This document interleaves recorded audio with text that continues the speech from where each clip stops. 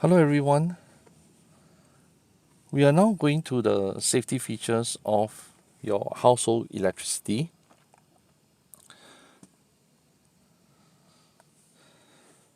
Now I'll first like to list out the list of safety features available at home. First you have the fuse, and then you have the circuit breaker. And the circuit breaker is made out of two parts. You have the miniature circuit breaker, the earth leakage circuit breaker, double insulation, earth wire for earthing metal casing, 3-pin plug, and I think I've missed out one part, and that's the switch. Yes, the switch itself is also a safety feature. It's not just for you to turn on and off an appliance, it is a safety feature. And I need you to have the mindset that these safety features cannot function independently. They have to be put together in a correct manner so that it's safe for users. I say again, it has to be put together in a correct manner so that it's safe for the users. So note, it's not meant to function independently. No. First, we talk about the fuse. A fuse is a short, thin wire that melts when the current exceeding its rating flows through. Now, the symbol for fuse is this.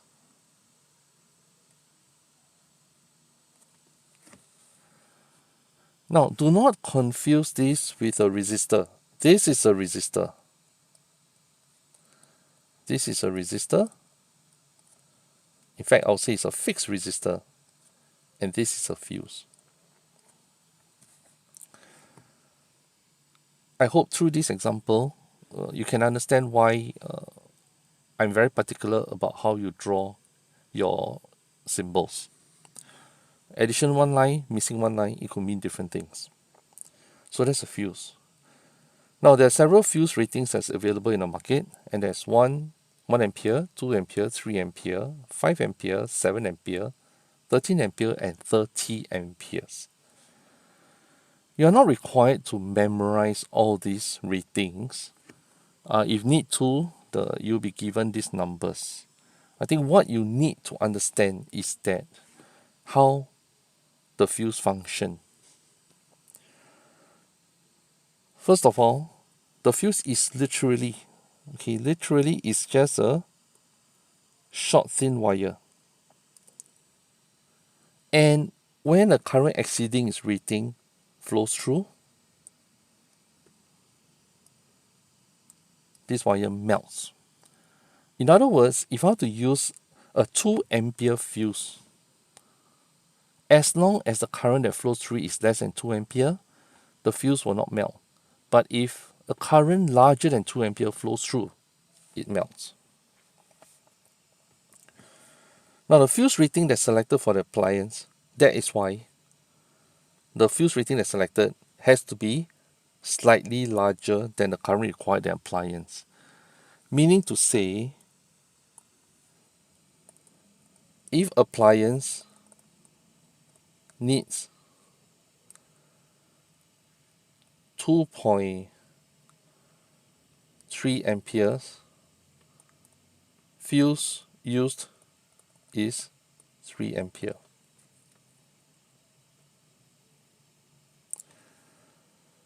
And a little bit weird, but it's acceptable, alright? Okay, although the word here is slightly larger, but it's quite understandable when you encounter this situation.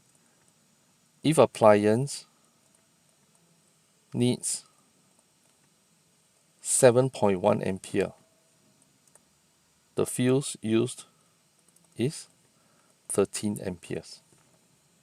It doesn't sound like slightly larger, but it's because there's anything smaller than 8 is not available in the market, right? So the next available one is actually 13 amperes.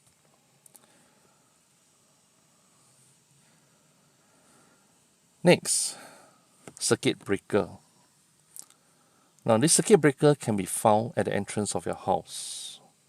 Whatever property you stay in is always near the entrance of your house. The circuit breaker is composed of two parts. One is the miniature circuit breaker, in short is MCB. The other is the earth leakage circuit breaker, in short is ELCB. Now let's talk about the miniature circuit breaker first. Now in a miniature circuit breaker, when the current exceeds the MCB rating, it will trip and cut off electrical supply to a section of a room or a house. Okay, it cuts off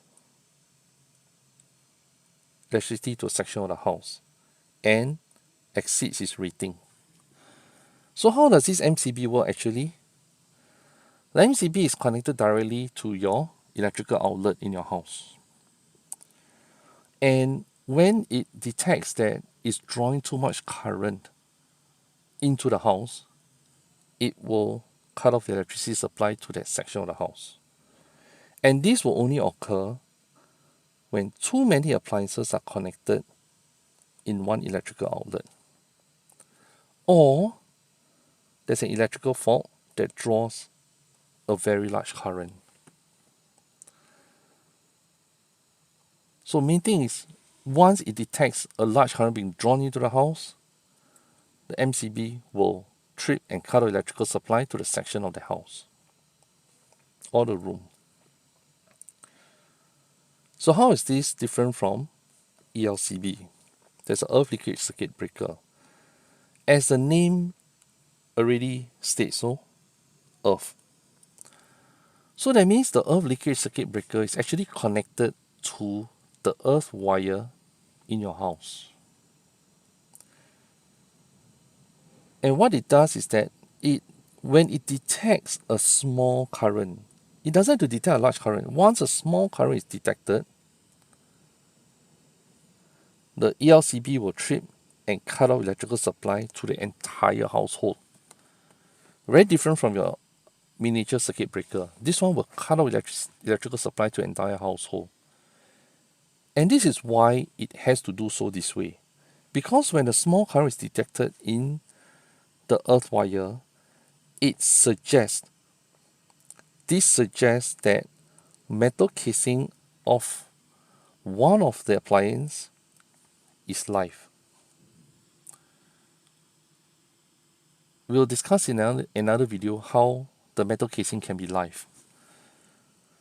So once it detects the metal casing is live, it will cut off the electrical supply so that it protects the user from being electrocuted when he or she touches the metal casing.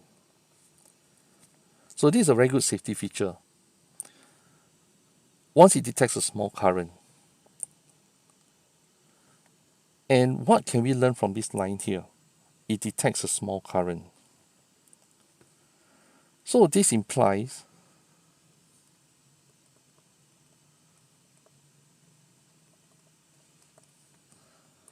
under normal working condition,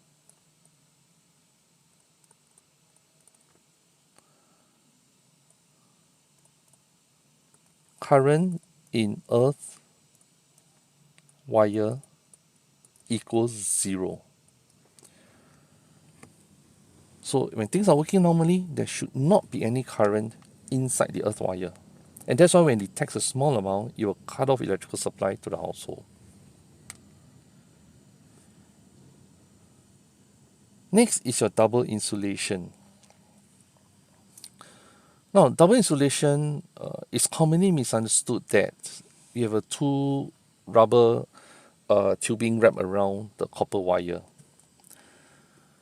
Okay, note that that's not the intention of double insulation, right? To have the outer rubber casing is just to put all the three wires together. So when I say casing is an insulator, all right, this is a symbol for double insulation. It's just a small square inside a larger square. Now, the most common appliance in your household that use double insulation is actually your hair dryer. So you can if you are watching this video at home, just pick up a hairdryer and look for this symbol. It should be somewhere on the hairdryer itself.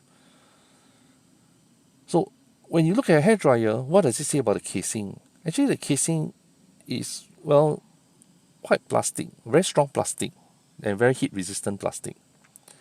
So the casing is actually an insulator. So double insulation means that when the live wire comes off and touch the insulator casing, the casing doesn't conduct electricity, you'll be safe. It's just that the appliance cannot be turned on. Next, earthing the metal casing. So this includes also the use of the earth wire.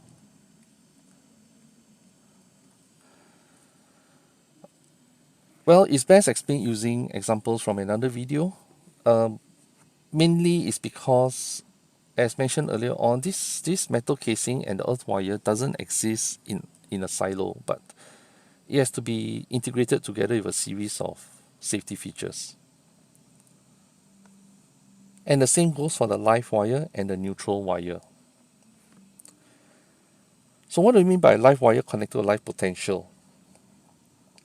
Your live wire, now this is the symbol for your AC source. Your AC source is actually your electrical outlet.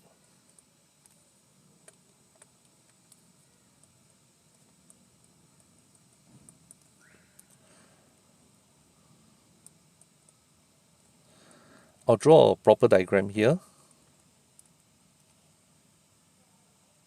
Right, but we explore this later on. So, live wire usually denoted by L and neutral wire denoted by N. So, L refers to your live wire is connected to a live potential, and your N is actually a neutral wire which is connected to a zero potential. Now, current will come from the live wire. And the purpose of neutral wire is to complete the circuit so that the current can flow. That's all. Okay, so neutral wire is just to complete the circuit.